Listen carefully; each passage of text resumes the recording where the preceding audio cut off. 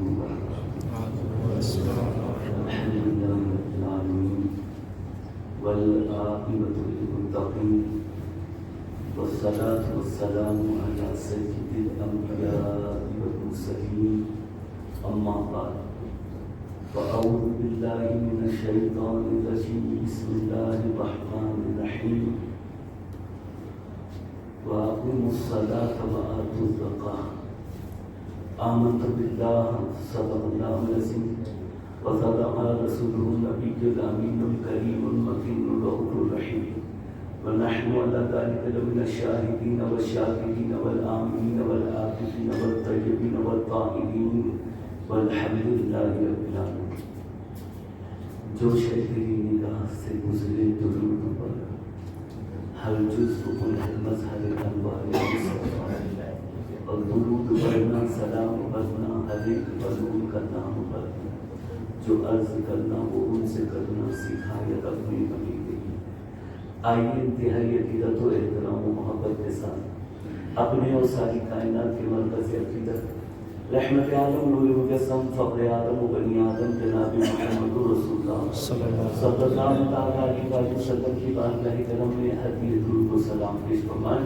اللہم صلی علی سیدنا مولانا محمد الطیبین والحکم وآلہ وصحبہ وسلم صلاۃ و سلام علیک یا رسول اللہ صلی اللہ علیہ وسلم.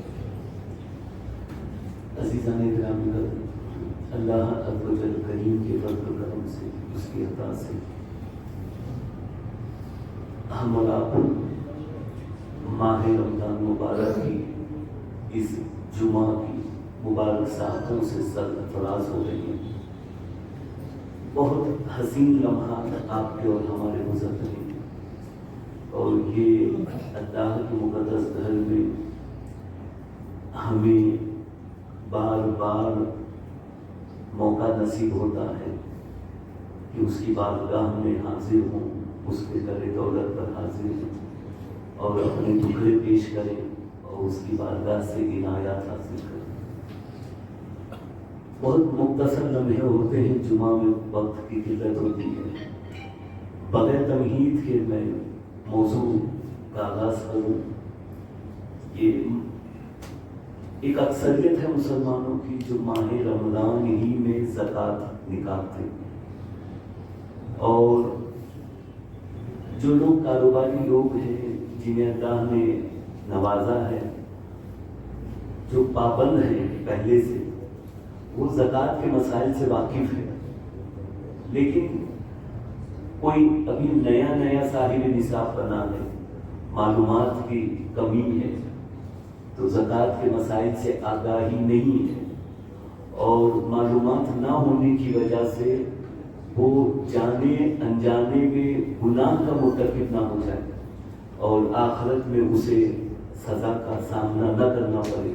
اس کے لیے بے حد ضروری ہے کہ ہم مسائل کو جان لیں کہ زکوٰۃ ہے کیا چیز اور کس طرح سے زکوٰۃ ادا کی جائے اور اس کی فضائل کیا ہیں. اللہ کے حبیب تاجدار کونین صلی اللہ علیہ وسلم نے ارشاد فرمایا کہ جو بندہ مومن زکوٰۃ ادا کرتا ہے، مفہوم حدیث، جو بندہ مومن زکوٰۃ ادا کرتا ہے تو اللہ تعالیٰ اپنے ذمہ کرم پر لے لیتا ہے کہ اس کے مال کی حفاظت فرمائے. یعنی آپ کے مال کی حفاظت اللہ اپنے ذمہ کرم پر لے لیتا ہے. اور مصطفیٰ کریم علیہ السلام فرماتے ہیں کہ زکوٰۃ ادا کیا کرو، زکوٰۃ ادا کیا کرو، تمہارا مال اور تم ایک مضبوط قلعے میں آ جاؤ گے. مضبوط قلعے میں دشمن تو پر حملہ نہیں کر سکتا، اور تم محفوظ ہوگے اور تمہارا مال محفوظ ہوگا. اور اسی حدیث میں حضور علیہ السلام نے فرمایا کہ اپنے بیماروں کا علاج صدقات اور خیرات سے کیا کرو. یعنی صدقہ اور خیرات یہ ایسا عمل ہے کہ بیماریاں دور ہوتی ہیں، شفا ملتی ہے، تکلیفیں دور ہوتی ہیں، مصیبتیں ٹلتی ہیں راہ خدا میں خرچ کرنے سے. اور یہ زکوٰۃ ہے کیا چیز؟ یہ ہر صاحب نصاب مومن عاقل بالغ مرد عورت پر فرض ہے، مقیم پر۔ اور یہ 5 جو اسلام کی بنیاد ہیں، 5 چیزیں، 5 باتیں جو اسلام کی بنیاد ہیں۔ نمبر 1 ایمان، توحید، رسالت، اللہ کو ماننا، اللہ کے رسول علیہ السلام پر ایمان لانا، کلمہ طیبہ کا پڑھنا۔ نمبر 2 نماز جو افضل العبادت ہے۔ نمبر 3 زکوٰۃ۔ نمبر 4 حج۔ نمبر 5 ماہ رمضان کے روزے رکھنا۔ ایمان، زکوٰۃ، حج، ماہ رمضان کے روزے اور یہ ایمان کی علامت ہے۔ یہ 5 چیزیں بنیاد ہے تمہاری۔ عزیزان گرامی، زکوٰۃ ایک ایسا فریضہ ہے کہ اگر کوئی اس کا انکار کرے تو کافر ہو جائے گا۔ زکوٰۃ کا منکر کافر کہلاتا ہے۔ اور حضور علیہ السلام نے فرمایا کہ تم زکوٰۃ ادا کیا کرو، یہ تمہارے اسلام کے کامل ہونے کی علامت ہے۔ جو بندہ زکوٰۃ ادا نہیں کرتا اس کا اسلام اور ایمان کمپلیٹ نہیں ہے، کامل نہیں ہے۔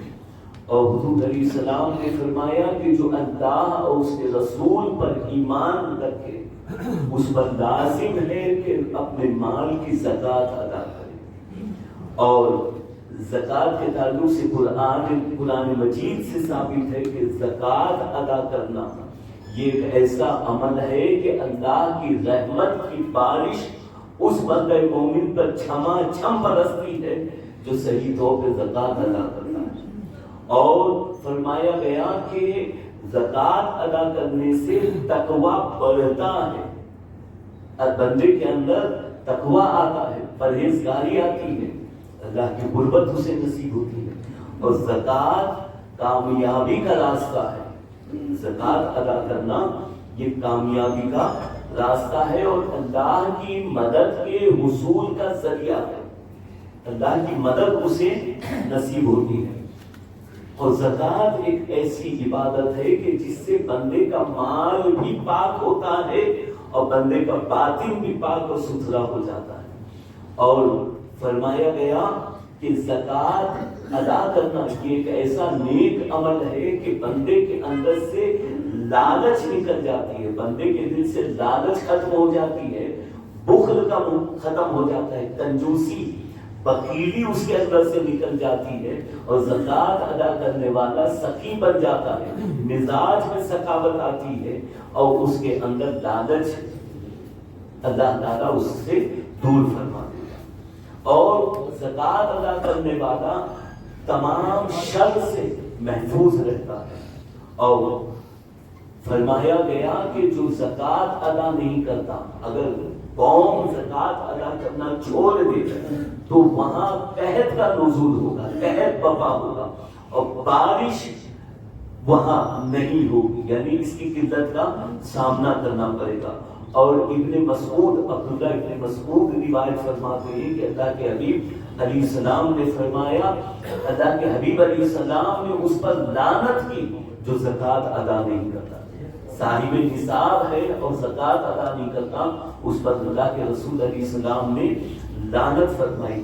اور حدیث پاک کا مفہوم ہے کہ جو بندہ صاحب نصاب ہونے کے باوجود اپنے مال کی زکوٰۃ ادا نہیں کرتا تو کل بروز قیامت اس کا مال ایک گنجے سانپ کی شکل میں آئے گا اور اس کے جسم سے لپٹ جائے گا اور اس کے بدن سے لپٹ جائے گا اور اس کی طرف وہ کہے گا کہ میں تیرا مال ہوں، اور وہ اس کے ساتھ کیا معاملہ کرے گا آپ اندازہ لگا سکتے ہیں۔ یعنی کہ مال جس سے ہم اتنی محبت کرتے ہیں اور جس کے لیے ہم جیتے مرتے نظر آتے ہیں، یہی مال ہمیں قبر میں عذاب کا سبب بنتا نظر آئے گا اور حشر میں رسوائی کا سبب بنے گا، اور عذاب الہی کا مرتکب ہوگا وہ بندہ جو زکات کا اس پر واجب ہے اور ادا نہیں کرتا۔ اور ایک خاتون اللہ کے حبیب علیہ السلام کی خدمت میں حاضر ہوئی، ساتھ میں اس کی بیٹی تھی، سونے کے بڑے بڑے کنگن بچی نے پہنے تھے۔ اللہ کے حبیب علیہ السلام نے دیکھ کر ارشاد فرمایا کہ کیا تم اس سونے کے کنگن کی زکات دیتی ہو؟ اس خاتون نے کہا کہ یا رسول اللہ صلی اللہ علیہ وسلم، میں نے کبھی اس کی زکات نہیں نکالی۔ حضور علیہ السلام نے ارشاد فرمایا کہ یہ جو سونے کے کنگن ہیں جس کی زکات نہیں ادا کر رہے، کل جہنم میں وہ آگ کی شکل میں بنیں گے اور تیرے عذاب کا سبب بنیں گے۔ تو فوراً بچی کے ہاتھ سے نکال کے حضور کے قدموں میں رکھ دیا، عرض کرتے حضور اب مجھے یہ کنگن چاہیے ہی نہیں، یہ آپ اللہ اس کے رسول کے لیے میں نے پیش کر دیا، تو دین کی راہ میں اسے قبول فرما دیں۔ تو یہ صحابہ کا مزاج تھا کہ جیسے ہی فرمان آئے فوراً اس پر عمل کرنے کے لیے آمادہ ہوتے تھے۔ اور زکات ایک ایسا عمل ہے کہ بندے کی نفس میں طہارت پیدا ہوتی ہے اور نفس پاکیزہ ہوتی ہے، اور افزائش یعنی مال میں بڑھنے کا امکان بڑھ جاتا، بلکہ یقیناً جو زکات ادا کرتا اس کے مال میں اضافہ ہوتا ہے، مال کم نہیں ہوتا۔ اور بزرگوں نے مثال دی کہ ایک کسان ہے جس نے 2 بورے وہ بیج لیا اور خریدا بازار سے 2 بورے بیج، اور لے کر اس نے کھیت میں بکھیر دیا اور زمین کے نیچے بو دیا۔ اب وہ خالی ہاتھ واپس آ رہا ہے کہ ارے افسوس کہ اس کے 2 بورے بیج چلے گئے، زمین کے اندر دفن ہو گئے۔ وہ افسوس کرے گا کسان؟ نہیں۔ کیوں؟ اس لیے کہ اسے معلوم ہے کہ آج 2 بورے بیج میں نے زمین میں ڈالے ہیں، اور ایک وقت آنے والا ہے کہ 2 ٹرک بھر کے اناج ملے گا، ہے نا؟ اناج 2 بورے آپ نے بیج ڈالے اور نہ جانے کتنے ٹرک بھر کے آپ کو اناج ملتا ہے۔ تو یہی حال زکات کا ہے۔ بندہ اللہ کی راہ میں زکات ادا کرتا ہے یا صدقہ ادا کرتا ہے تو اللہ عز و جل کریم اسے اتنا بے شمار نوازتا ہے کہ ہمیشہ اس کے مال میں فراوانی ہوتی ہے، اور اسے اللہ عز و جل رسوائی سے، محتاجی سے محفوظ فرماتا ہے۔ ایک بڑی پیاری روایت ہے کہ اللہ کے حبیب علیہ السلام نے فرمایا کہ زکات، اپنے مال کی زکات ادا کیا کرو، اور اس سے تمہارا مال محفوظ ہوتا ہے اور مال میں اضافہ ہوتا ہے۔ مال تمہارا وہ چوری سے، ڈاکے سے اور ضائع ہونے سے، ہلاک ہونے سے محفوظ ہوتا ہے۔ یہ فرمان حضور علیہ السلام نے پیش کیا۔ مدینہ منورہ میں ایک یہودی تھا، اس نے یہ فرمان سن لیا تو فوراً گھر آیا، اور گھر آنے کے بعد اس نے تجارت کے لیے جو مال بھیجا تھا نا، جس شہر میں مال بھیجا تھا، اسے معلوم ہے کہ وہ راستہ اتنا ڈینجر ہے کہ وہ راستے میں اس کا مال یقین تھا 100% کہ اس کا مال ضائع ہو جائے گا یا چوری ہو جائے گا، ڈاکو لوٹ لیں گے، اسے ڈر تھا، اس لیے فوراً گھر آیا، اس نے پورا حساب کیا کہ کتنا مال میں نے تجارت کے لیے بھیجا ہے، حساب کر کے اس نے 2.5% زکات ادا کر دی۔ تو اس کے ساتھ والے کہہ رہے ہیں کہ ارے کیا بات ہے، تو مسلمان تو نہیں ہو گیا؟ کہا نہیں، مسلمان نہیں ہوا۔ پھر یہ زکات تو مسلمانوں کے لیے؟ ہاں مسلمانوں کے لیے ہے، لیکن محمد عربی نے کہا ہے کہ اگر مال کی زکات ادا کریں تو چوری سے محفوظ ہو جائے گا، تو اس لیے میں زکات ادا کر رہا ہوں۔ تو یہودی تھا لیکن رسول اعظم کے فرمان پر اسے یقین تھا، زکات ادا کر دی۔ اور پھر ہوا یہ کہ جب ایک وقت متعینہ پر وہ لوگ آ رہے تھے، قافلہ لوٹ رہا تھا، ایک شخص دوڑے آ کر اس یہودی سے کہتا ہے افسوس کہ فلاں مقام سے آ رہے تھے، تیرا مال ڈاکوؤں نے لوٹ لیا، تیرا مال ضائع ہو گیا۔ یہ گھر گیا اور تلوار لی اور اللہ کے رسول علیہ السلام کے دولت کی طرف بڑھ رہا ہے، حضور کی طرف بڑھ رہا ہے۔ اور کیوں؟ اس لیے کہ اللہ کے نبی علیہ السلام نے کہا تھا کہ مال محفوظ رہے گا، ضائع نہیں ہوگا، زکات ادا کرو گے تو میرا مال تو ضائع ہو گیا، اب جو ضائع ہوا ہے وہ مال میں اللہ کے رسول سے مانگوں گا، اگر نہیں دیں گے تو تلوار کا استعمال کروں گا۔ وہ یہ سوچ کر حضور کے در دولت کی طرف جا رہا ہے، اور ابھی حضور کے گھر کے قریب نہیں پہنچا पहुंचा, पीछे से कोई दूसरा शख्स आया, वो आवाज देता है कि अरे सुनो सुनो, वो जो खबर तुम्हें मिली थी वो झूठी है, लोगों ने काफिले पर हमला तो किया डाकुओं ने, माल दूसरों का लूटा, लेकिन तेरा माल जिस ऊंटनी पर था ना, वो ऊंटनी के पैर में कुछ जख्म हो गया था, वो ऊंटनी धीरे धीरे चलने लगी, तो काफिला पूरा आगे चला गया कि इतना स्लो चलेंगे तो हम भी वक्त पर नहीं पहुंचेंगे, तो वो ऊंटनी रह गई और सारा काफिला आगे गया। जो आगे गया था डाकुओं ने उन्हें लूट लिया, और बाद में तेरा ऊंट और तेरा माल वो आगे पहुंचा, तो लिहाजा ऊंटनी का पैर भी ठीक हो गया और तेरा माल भी सलामत है। तो उस यहूदी ने कहा कि अल्लाह के नबी ने सच फरमाया, जिस माल की ज़कात अदा की जाती है वो माल महफूज रहता है, हलाक और ज़ाहिर नहीं होता। तो फौरन हुजूर अलैहिस्सलाम की बारगाह में पहुंचकर गया था तलवार लेकर, वो हिसाब करने के लिए हुजूर के कदमों में गिर गया और कहता, बंदा नवाज, आपके एक हुक्म ने मेरे माल को बचा लिया, यकीनन आप सच्चे हैं, आपका दीन सच्चा है, मुझे भी अपने दामन रहमत में जगा दे और कलमा पढ़ा कर मुसलमान बना दे। यहूदी मुसलमान हो गए। ये ज़कात का एक ऐसा अमल है कि पूरा माशरा जो है ना, समाज, इस्लामी सोसाइटी, ज़कात की वजह से हमारी सोसाइटी मोहताजी से महफूज रहती है। लेकिन ज़कात का सही जो निज़ाम और नज़्म होना चाहिए वो नहीं करने की वजह है, तो सही अमल नहीं होने की वजह से आज इतनी गरीबी और मोहताजी हमारी कौम में नजर आती है। जिन कौमों में ज़कात का कॉन्सेप्ट नहीं है, जिन कौमों में ज़कात या खैरात या सदके का वो कोई कॉन्सेप्ट नहीं है, वो कौम भिखारी नजर नहीं आती। और सबसे ज्यादा अगर हाथ फैलाने वाली कौम और गरीब कौम अगर कोई नजर आती है तो कौम मुस्लिम है। क्यों? इसलिए कि ज़कात के निज़ाम को हमने सही तौर पे न समझा है न उस पर अमल किया। हमारी ज़कात के टुकड़े हो जाते हैं, हमारी ज़कात के सही मसारिफ और सही तौर पे उसका इस्तेमाल नहीं हो पाता। अजीज़ान इकरामी कद्र, ज़कात के कुछ मसाइल सुन ले और अगर दरमियान में कोई सवाल भी करना हो तो सवाल करें, इंशाअल्लाह जवाब देने की कोशिश की जाएगी। हर साहिब निसाब पर ज़कात फर्ज है, वाजिब है। निसाब बनता कैसे आपको मालूम है? 7.5 तोला सोना या 52.5 तोला चांदी। अगर किसी के पास है 7.5 तोला सोना, वो नहीं है तो 52.5 तोला चांदी, या वो भी नहीं है तो उसके बराबर की कीमत अमाउंट है तो ज़कात वाजिब है। वो भी नहीं है, माले तिजारत है और वो निसाब तक पहुंचता है तो ज़कात वाजिब है। और ये 7.5 तोला सोना, 1 तोला सोना, ये जो आज ग्राम का सिस्टम है, पहले ग्राम का सिस्टम नहीं था, पहले माशा का सिस्टम था। तो उस हिसाब से देखा जाए तो 11 ग्राम 665 मिलीग्राम पर 1 तोला होता है शरई तौर पे। 1 तोला 11 ग्राम 665 मिलीग्राम पर। और ये ज़कात जो सोने की आप निकालते हैं, जिसके पास जिस वैल्यू का सोना होगा, 24 कैरेट का है, 22 कैरेट का है, 18 कैरेट का है, तो आप उस हिसाब से ज़कात निकालें। और उसकी जो वैल्यू है, हर दिन कीमत बढ़ती है और कम होती है, उस हिसाब से ज़कात निकालें। और सवाल ये पैदा होता है कि जो चीज है, निसाब है, उसकी वैल्यू किस दिन की पकड़ी जाए?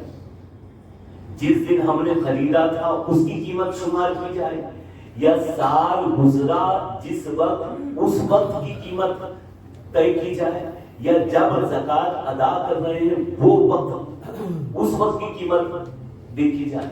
तो उलमा फरमाते हैं कि अगर बहुत से औरतों से भी हमने सुना है सवाल में, मौलाना ज़कात कितनी बनी? मेरे पास इतना तोला सोना है और हमने तो 20,000 में 1 तोला खरीदा था, या 10,000 में थोड़ा, एक जमाना पहले तो 2,000 में भी थोड़ा। तो उस हिसाब से, तो अगर उस हिसाब से निकालते हैं तो अगर बेचना हो तो उसी हिसाब से बेचें। कोई बेचेगा बोले नहीं अब तो रेट ये है इस हिसाब से बेचो, तो ये हीले और बहाने इंसान करता है। तो जब आपका साल गुजर गया, माल पर साल गुजर गया, तो उस वक्त जो वैल्यू है सोने की یا مال تجارت کی یا چاندی کی، تو اس وقت جو ویلیو ہے اس ویلیو کے حساب سے زکوٰۃ ادا کی جائے گی۔ یہ نہیں کہ جب زکوٰۃ دے رہے، کچھ لوگ ہو سکتا ہے کہ ماہ رمضان میں سال مکمل ہو رہا ہے اور ادا کر رہے ہیں 2 مہینے کے بعد، ادا کر رہے ہیں 3 مہینے کے بعد یا 6 مہینے کے بعد، تو 6 مہینے بعد دے رہے ہیں تو اس وقت کی ویلیو شمار نہیں کی جائے گی۔ سال جب گزرا اس وقت کی جو ویلیو ہے، قیمت ہے، اس کے حساب سے زکوٰۃ ادا کی جائے گی۔ اور ایک سوال یہ ہے کہ سال گزرنے کا جو کنسیپٹ ہے نا، وہ شمسی سال ہے یا قمری سال ہے؟ قمری یا شمسی، یعنی جو چاند کے حساب سے تاریخ ہوتی ہے وہ شمار کیا جائے گا، یہ عیسوی ہے؟ تو علماء فرماتے ہیں کہ یہ قمری سال شمار کیا جائے، قمری چاند کی تاریخ کے حساب سے زکوٰۃ کا تعین کیا جائے گا۔ یہ سورج یہ عیسوی سن کے حساب سے شمار نہیں کیا جائے گا۔ اور ایک صاحب ابھی جو کنورٹ ہوئے اور اللہ نے بڑا ذوق اور محبت اسلام سے دی، تو وہ یہ سوال کر رہے ہیں کہ کنورٹ ہوئے ہیں، مسلمان ہوئے ہیں، وہ کہہ رہے ہیں کہ میں نے جو پہلے زکوٰۃ نہیں دی وہ کیا دینا پڑے گا مولانا؟ تو دیکھیں جذبہ دیکھیں کہ جو حالت کفر میں تھا اس وقت تو میں نے زکوٰۃ نہیں کی، اب وہ پورا حساب کر کے مجھے دینا ہوگا، تو اس کی اجازت، وہ چونکہ کفر کی حالت میں زکوٰۃ تو واجب ہے ہی نہیں، تو اب جو اسلام قبول کرنے کے بعد آپ صاحب نصاب ہو، سال گزرا، تو آپ پر زکوٰۃ واجب ہے۔ اور بہت سی عورتیں یہ کہتی ہیں کہ جو چیزیں حاجت اصلیہ میں سے، جو آپ کی استعمال کی چیزیں حاجت اصلیہ کے علاوہ جو مال زائد ہے اور نصاب پر پہنچتا ہے تو اس پر زکوٰۃ ہے۔ تو بہت سی عورتیں کہتی ہیں کہ کان میں جو بالیاں ہم نے پہنی ہے، یا گلے میں جو زیور ہے، یا ہاتھ میں جو کنگن ہے، وہ تو ہماری ضرورت کی چیز ہے، کیا اس پر زکوٰۃ رہے گا؟ تو بالکل رہے گا، زکوٰۃ اس پر ادا کی جائے گی، کیونکہ وہ حاجت اصلیہ میں سے شمار نہیں کیا جاتا۔ اگرچہ آپ پوری زندگی کنٹینیو کوئی سونا گلے میں یا کان میں یا ہاتھ میں رکھتے ہیں، لیکن وہ حاجت اصلیہ میں شمار نہیں کیا جاتا، اس پر زکوٰۃ ادا کی جائے گی۔ اور ایک سوال ہے کہ جہیز کی جو رقم ہوتی ہے بچی کو، بیٹی کو جو لوگ دیتے ہیں جہیز، اور جہیز حاجت اصلیہ کے علاوہ ہے اور وہ نصاب تک پہنچتا ہے، تو وہ اس کی زکوٰۃ کون ادا کرے گا؟ ظاہر سی بات ہے وہ دلہن ادا کرے گی، وہ جسے جہیز دیا گیا ہے وہ ادا کرے گی۔ اور بہت سی اسلامی بہنیں ایسی ہوتی ہیں جن کے پاس گولڈ ہوتا ہے، سونا چاندی ہوتا ہے، لیکن وہ زکوٰۃ ادا نہیں کرتی، وہ چاہتی ہیں کہ میرے شوہر ہی ادا کریں۔ اور اگر یہ کمیونیکیشن نہ ہو اور شوہر کو معلوم ہی نہیں کہ بیوی کے پاس کتنے زیورات ہیں اور ادا نہ کرے، تو بیوی گنہگار ہوگی، شوہر گنہگار نہیں ہوگا۔ یعنی بیوی کے پاس مال ہے، سونا ہے، تو اس پر لازم ہے، واجب ہے کہ وہ زکوٰۃ ادا کرے۔ لیکن اگر وہ شوہر اپنی مرضی سے اس سے اجازت لے کر اس کے سونے کی زکوٰۃ ادا کرتا ہے تو وہ ادا ہو جائے گی۔ اور ایک یہ ہے کہ سسرال والوں نے جو زیور اپنی بہو کو پہنائے ہیں، کیا اس پر زکوٰۃ وہ بہو دے گی یا شوہر یا سسرال والے زکوٰۃ ادا کریں گے؟ اس میں 2 حکم ہیں۔ ایک تو یہ کہ شوہر نے یا ساس سسر نے اپنی بہو کو یا اپنی بیوی کو جو زیور پہنائے شادی کے دن یا پہلے یا بعد میں بھی جو زیور پہنائے، وہ اگر اس کا مالک بنا دیا، اس کو مالک بنا دیا کہ آج کے بعد تو ہی اس کی مالک ہے، تو زکوٰۃ وہ عورت ادا کرے گی، سسرال والے یا شوہر پر واجب نہیں ہے، اگر کرتے ہیں وہ الگ بات ہے۔ لیکن آپ جانتے ہیں کہ دلہن کو جو زیورات لوگ پہناتے ہیں وہ اکثر مالک نہیں بناتے، مالک نہیں بننا، جو خدا ہوتا ہے، طلاق ہوتا ہے، اس کے بعد گولڈ ریٹرن کیوں لیتے ہیں؟ کیوں؟ اس لیے کہ مالک نہیں بنایا تھا، پہنایا تھا۔ تو اگر صرف پہنایا ہے تو سسرال والے شوہر یا ساس سسر کی اگر ملکیت ہے تو وہ اس کی زکوٰۃ ادا کریں گے۔ اور ایک سوال یہ ہے کہ جو چیز رہن رکھی جاتی ہے، گروی رکھنا، سونا اگر ہم نے رہن رکھا تو اس پر زکوٰۃ ہے یا نہیں؟ تو جس کے پاس سونا رکھا اس پر بھی واجب نہیں ہے اور نہ آپ پر واجب ہے. کیوں؟ اس لیے کہ آپ نے وہ سونا رہن پہ رکھا یا گھر رہن پر دے دیا تو وہ آپ کی ملکیت پر نہیں ہے، تو آپ پر زکات نہیں ہے. البتہ جب وہ مال یا سونا آپ کے پاس ریٹرن آئے گا تو آپ اس کی زکات ادا کریں گے. اور ہیرے اور موتی کا، سونا چاندی اور مال تجارت اور کرنسی، اس کے تعلق سے تو معلوم ہے ہیرا اور موتی اگرچہ کتنا ہی قیمتی کیوں نہ ہو، لاکھوں کا کروڑوں کا کیوں نہ ہو، اس پر زکات واجب نہیں ہے. لیکن اگر وہ تجارت کی نیت سے ہیرا اور موتی خریدے تو اس پر زکات ہوگی، کیونکہ وہ مال تجارت میں شمار کیا جائے گا. اور ایک سوال یہ ہے کہ حج کے لیے بہت سے لوگ کچھ اماؤنٹ جمع رکھتے ہیں کہ حج کے لیے جانا ہے، تو وہ جو جمع پونجی ہے حج کے لیے تو اس پر سال گزرا ہے، صاحب نصاب ہے، اور وہ مال ملانے کے بعد نصاب بنتا ہے اور سال گزر گیا تو اس قیمت پر بھی زکات واجب ہے، اس قیمت پر بھی زکات نکالنا واجب ہے.